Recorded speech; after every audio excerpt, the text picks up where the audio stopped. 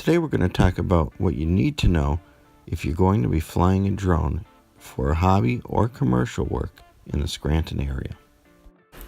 In addition to being fun to fly, drones have changed the game for a variety of commercial industries, including real estate, production companies, and construction.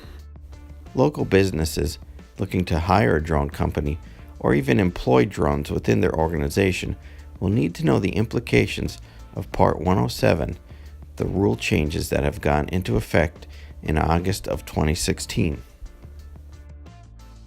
In this video, we're going to be looking at sectional charts of the Scranton and Wilkes-Barre area to explore the different types of airspace you will encounter here. We're also going to be looking at potential sources of air traffic that could be of concern to you. Having a greater understanding of the airspace in the Scranton and Wilkes-Barre region will allow you to operate safely and successfully and avoid any conflicts with the FAA under Part 107. What you're looking at here is a sectional chart that the FAA uses to describe airspace in the local area. These sectional charts are what you'll also be tested on during your Part 107 exam.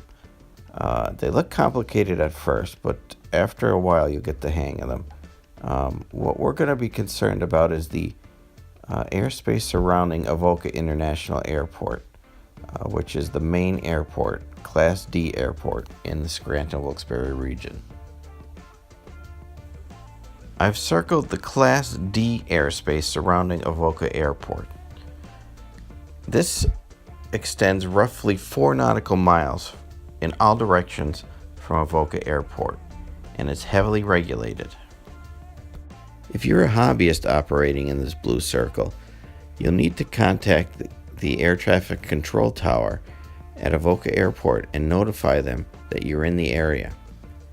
If you are a commercial drone pilot operating in this blue circle, you'll need to request authorization through the FAA's waiver request website.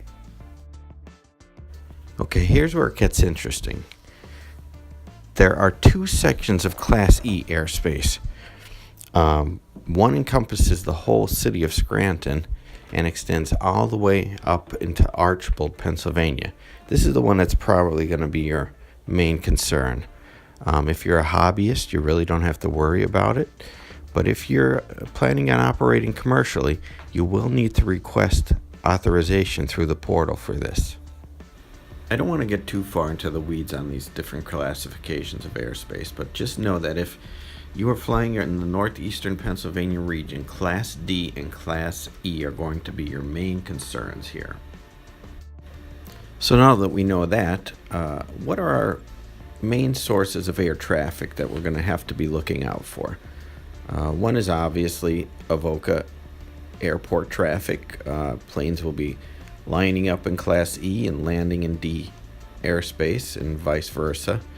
The other thing you want to watch out for are the helipads in the region.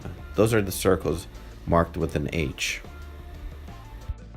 So we have one pretty heavily used helipad at Geisinger CMC in the hill section of Scranton. So you'll be seeing a lot of light flight traffic coming in and out of there. The other is one at Geisinger, Wyoming Valley, southwest of Avoca. You see that H down there in the magenta circle. The other thing to be aware of is the private airport at Wyoming Valley. This is in Wilkes-Barre, but is not in controlled airspace. So I always try to give them a heads up if I'm in the area, and it's probably best practice to do so, but it is not required to request authorization to fly around that airport.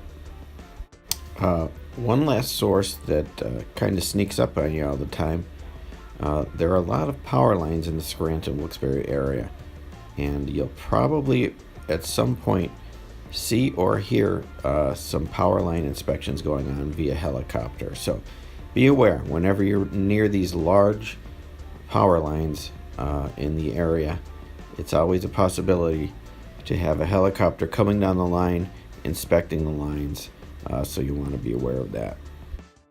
I don't want to drone on too much more, but I will mention there is a no-fly zone over the Steamtown National Historic Site.